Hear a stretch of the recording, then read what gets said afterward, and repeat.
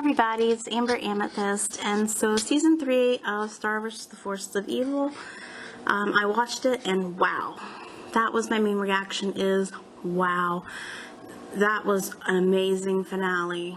A lot happened, a lot that had quite an ending I was not expecting, but it was thrilling and I liked it, and I gotta say that Eclipsa is now my favorite character. I think what I like best about this finale is just how different that Season 3, Episode 21 differed from Season 1, Episode 1. So today actually this video I'm not going to be talking about the finale itself because there's probably a lot of other videos already going to do that, going to do reactions to it or going to be discussing it. I'm actually going to be discussing the show as a whole and how it has progressed from the first episode until the most recent. And I'll go ahead and give a spoiler alert warning. There will be a lot of spoilers for Star vs. the Forces of Evil in this video. So the first episode I watched was Blood Moon Ball and Fortune Cookies. I actually really liked it. I really liked the art style. It had a very anime feel to it, which is not surprising as it was pretty much the show was influenced by anime. I mean, even Star's wand itself is near identical to Sakura's wand from Cardcaptor Sakura. There's also a lot of other references to other anime. Mina being like, obviously is an homage to Sailor Moon. And also Star herself looks like a magical girl anime protagonist. Like when I was watching it, I was thinking, okay, so this is supposed to be like a magical girl slice of life high school TV show. That's what I felt this was going to be, which is the zany adventures of Star Butterfly, who is a magical girl from another dimension being on a planet where there is no magic, and then just crazy hijinks ensue as she partners up with Marco, who is the safe kid, and taking down monsters who have also come to this dimension. And that's what I thought was really going to be. You know, it was going to be the high school drama with a little bit of magical girl anime thrown in. And for the first season, I felt that was pretty much the way it was. It was not until the episode of Fortune Cookies when Toffee is introduced that the show started to pick up on plot.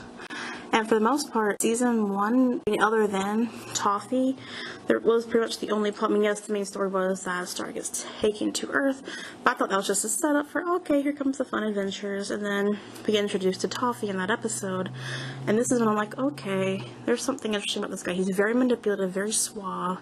I really like the character of Toffee. He's one of my favorite villains from the show, because you had Ludo, who, in the first season, I could not stand the guy.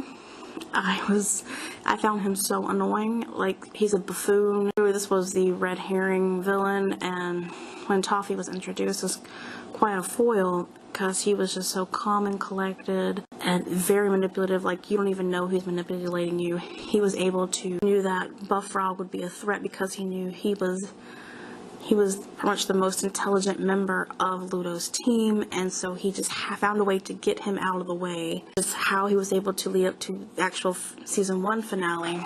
But then season 2 started, and again, in the very beginning of it, it went back to the zany adventures. But then, like halfway through, the plot started picking up as we were introduced to the character of Eclipsa, the Dark Queen who used dark magic, and there was a lot of mystery surrounding her.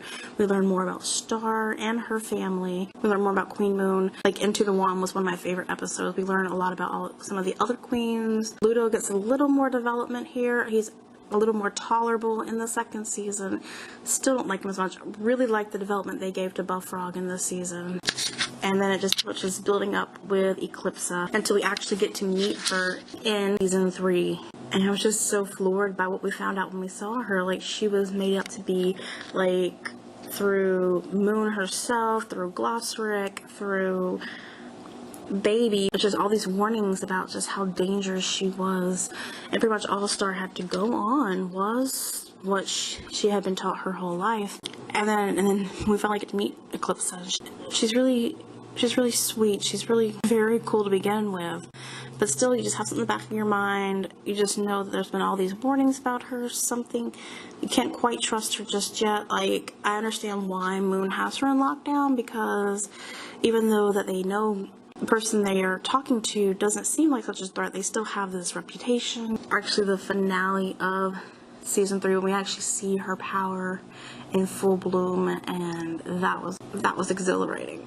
Even though she ended up saving the day, it makes me wonder, has she been manipulating the butterflies this whole time? I mean, technically, yes, the throne does not belong to Star. With Eclipse still being alive, it does technically still belong to her, unless she gave the throne up. We don't know that. I don't know if that will be mentioned if there's going to be a season 4. And the second thing I would like to talk about is building off of Eclipse are the other characters. They started off kind of minor and then built up. One in particular is Mina. When she was first introduced, I didn't like her. In fact, that is actually my least favorite episode of the entire series, and I still think, I understand why it's important now. At the time, I was like, what is the point of this episode? But she was an important character later on in the story, but this character who used to be someone great, and then her mind deteriorated. And another one, and probably the most significant, and again, spoilers, is Miss Heinous. And when I first watched that episode, St. Olga's School for Wayward Princesses, I had a feeling she was going to come back. Just of how the episode ended, I was like, okay, she's going to make a return in a future episode, and of course she did. She did make an appearance in 2 other episodes before the one of who for her true identity is revealed. And it makes me wonder if this was intended from the start, or if the story pretty much evolved as it went. Because that was like really, really well done, how they just introduced this character, and even to begin with, she was still a frightening character. She still served as a great antagonist, quite a different type of antagonist from Ludo or Toffee at the time. She had a set personality, and it was because of who she was and her position of power that made her scary and made her a different type of villain. And then just for that crazy twist of her being Meteora, the daughter of this feared queen. I knew she was a human because of the marks on her face. We see a glimpse of that in her first episode, Saint Olga. Never would have guessed she was the actual daughter of Eclipse. So that was like really great. Established her as a great antagonist for what she was already, and then turned her into something way more. And also the building of Toffee, I thought that was pretty well done as well. Ludo, I do like the whole twist with Toffee using him. That's made me wonder, okay, in the second season he did seem to be a lot more competent. And then when that twist was revealed with Toffee, it made sense. It's like, oh, okay. My favorite development was definitely Tom, who started off as this angry, controlling ex-boyfriend of Star's, and to becoming an ally for the team. And I kind of actually predicted that, even after watching Blood Moon Ball, that he was going to eventually turn to the good guy's side, and then end up happening. And I do like the slow progression of how it happened, and the fact that he does really care for Star, and he even admitted that Marco was his best friend, even finding out that he kissed Star. And Kelly was pretty decent. I mean, it could be more from her, but for the most part, I really did like her. Ponyhead, I don't really care at all for Ponyhead. I find her annoying. I don't find her useful one bit. Every episode she's in, she just irks me. I don't really like her. And the third thing I want to talk about are all the major plot twists that happen. So even though I said that in the beginning of this video that first it felt like there was no major plot, there's like 2 main plot lines I actually did like. The first being the history of Star's family, and everything that she thought she knew turning out to be a lie. The way that she took it, the way that her mother took it, and just what this is going to overall mean for the Butterfly family. Now that Eclipse is back in power, this is going to cause an issue. Is she going to now act as the reigning queen, as she is still rightfully the one who owns the claim to the throne? Or did her running away with a monster meant that she turned down the title of queen, and so still Moon, or now in this case Star, is officially Queen of Muni? There was just a lot of mysteries. I like the whole idea of the cover-up and how they were able to force it out, showing that things are not quite as innocent and carefree and zany as they were presented in the first episode. Again, I think that's really great. The plot is starting to move forward. Sure, we still have our silly episodes in between, but for the most part, things are a lot more plot-driven in the second and third season. And the second thing I want to discuss is the political issues that are being shown in the second and mostly in the third season, and that is starting to realize that maybe her kingdom hasn't been treating the monsters fairly.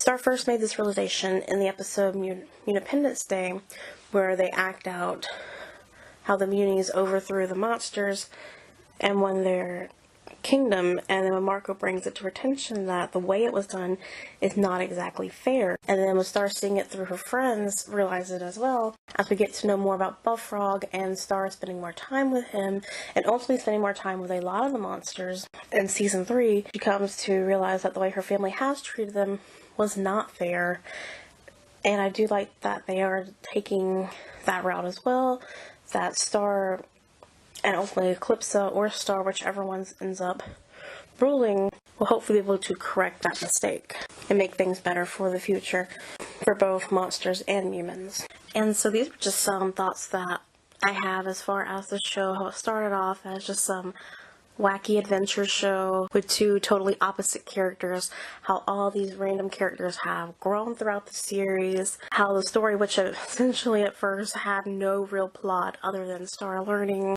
and maturing in a world that does not have magic because she was so reckless with her magic, into turning into this crazy plot dealing with a family conspiracy, generations of corruption, and social justice. So these were just some thoughts I had. Season 3 of Star vs. the Forces of Evil has come to a close. There's going to be a Season 4. I'm excited for it. I really hope there is, because otherwise that's quite a cliffhanger to leave us on. But anyways, I thank you for watching. If you enjoyed this video, like to see more like me, you can always subscribe to my channel, and I will see you next time.